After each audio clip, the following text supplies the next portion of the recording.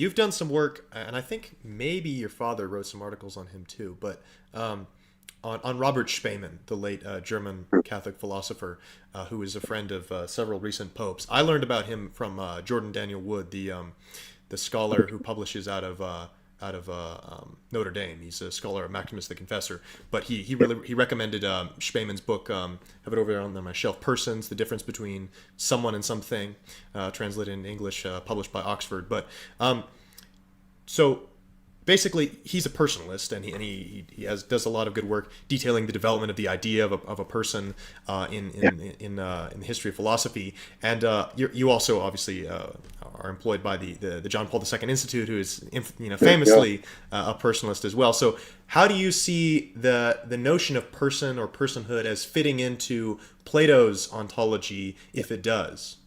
Yeah. Yeah, good question. It's interesting. Eric Pearl, I mentioned him. He was very allergic to personalism. I think ultimately, well, I won't get into to his thought, but I remember he would insist with, speaking from a Platonic perspective, if person means reason and love, then of course Plato's a personalist. But I think it means more than that, and I do think that there is something that this was something I would always debate with Eric Pearl is, what difference does Christianity make? And he was always interested in minimizing the difference. And it seemed to me that the revelation of the Trinity is I mean, really transforms everything, without simply doing violence. I mean, it fulfills Platonic insights, but certainly transforms them.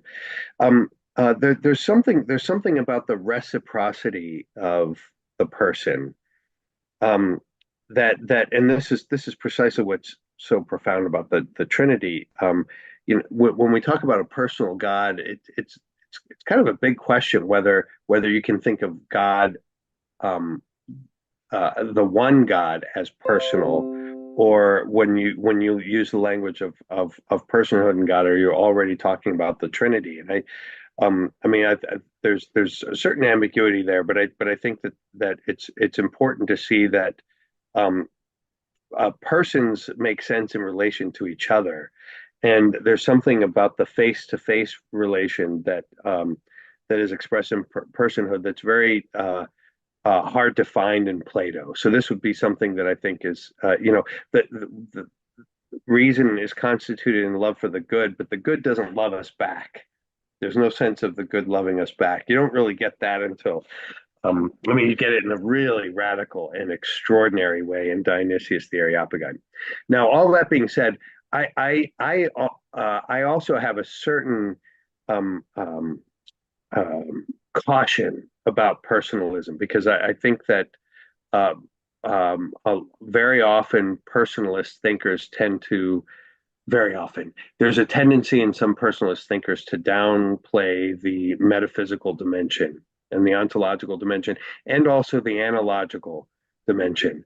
If I may, sorry for dragging this answer out at length here, but Nate, your question about the hierarchy of being, it seems to me if we think of personalism as beginning, really with Max Scheler and this kind of 20th century thinkers, if that's where personalism begins, it begins with a kind of abandoning of cosmology that science has now reduced the meaning of the natural world. And so in order to save man, we need to radicalize the difference between man and all other things. And so Hmm. the sort of starting point uh, of kind of modern personalism is the infinite difference between man and everything else. Now, of course, there's a profound truth to that, but it seems to me if you simply say that, you lose the analogy. You lose the fact that man actually fulfills the meaning of being, and that human relations cast a light back into the meaning of reality all the way down, and those kinds of things. So I think we avoid that if we recognize the deeper Neoplatonic roots of personalism, and don't start our personalism with the 20th century, if that Right. makes sense. I couldn't agree more. And actually, we mentioned John Zazulez, and we do love him, but I think he probably falls into this where you sort of have he seems to link freedom explicitly with the person, and then nature for him becomes sort of the principle of monotony, Yeah, so that salvation is like the liberation of the person from nature. And he tries to link this to Maximus the Confessor, but if you read Maximus, for Maximus it's all about the deification of our nature, or the ecstasis. no, exactly. Well, I mean, and in fact, I mean, I was really shocked in some of the recent work I've done, how far Dionysius and Maximus take the notion of nature.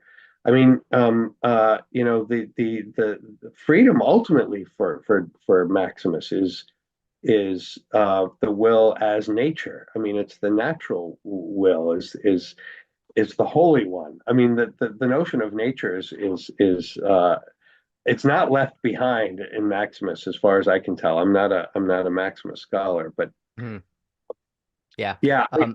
that's one of the things that worries me a bit about Scotus is Right. this opposition Mhm. between freedom and nature is really fundamental to his thinking. And I think if you begin with that, you're going to have some irreparable problems, actually.